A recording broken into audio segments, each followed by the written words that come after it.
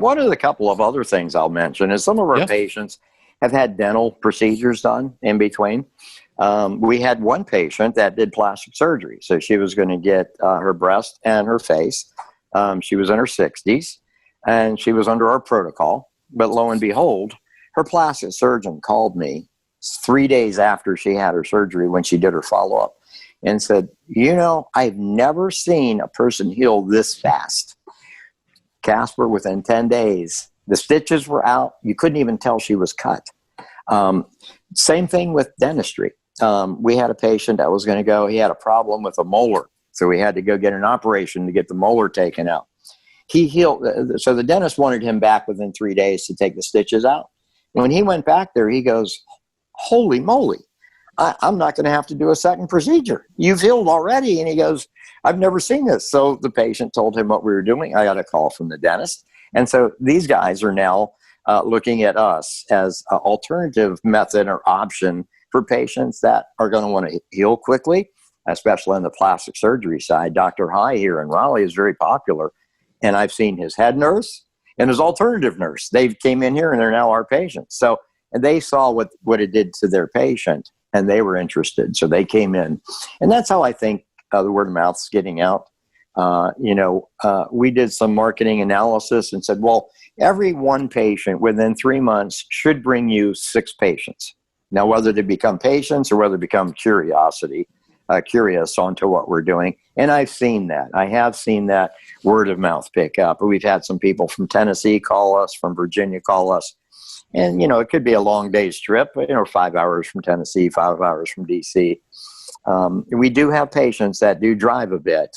And I did notice while I was traveling nationally, looking at these different alternative options and devices, that we had people flying from Canada down to Florida to do UBI. Mm-hmm. It's amazing. I mean, you're right there in New York. I'm sure you probably get some Canadian patients. Yeah, no, it's an international appeal. Listen, if you could help people who have been struggling for years and don't find many options as to what will help them, you attract people from all over the world.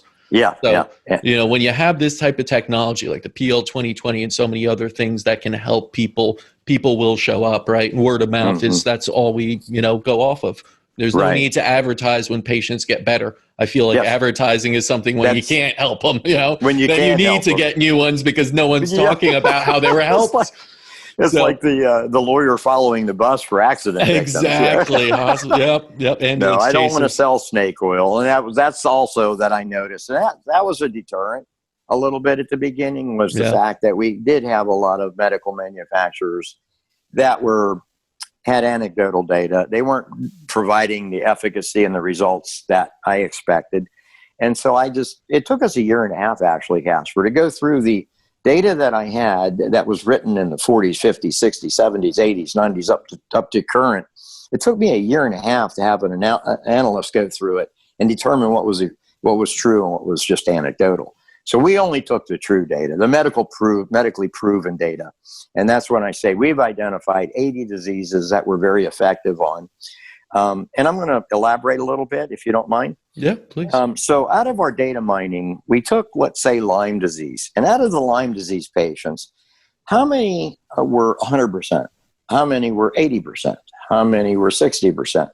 So out of that, we had only 20% that were between 0 and 25% effective.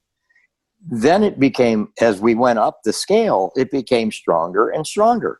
So that's how I determined what of the diseases that we're going to go after eventually for the FDA. And this will probably be after post-COVID things because that's a different scenario.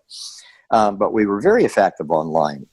Fibromyalgia patients, and we've had a lot of fibromyalgia patients that were, the doctor told them they had Lyme. So a lot of the tests aren't even that accurate anymore. So we get patients in and we find that, they've been diagnosed with one disease, but when we send them back to our doctors, they determine it wasn't that disease, it's something else. And so that's been a little critical as well. How do we determine what disease we're attacking? So the Lyme and the fibromyalgia, and then we have the osteoarthritis.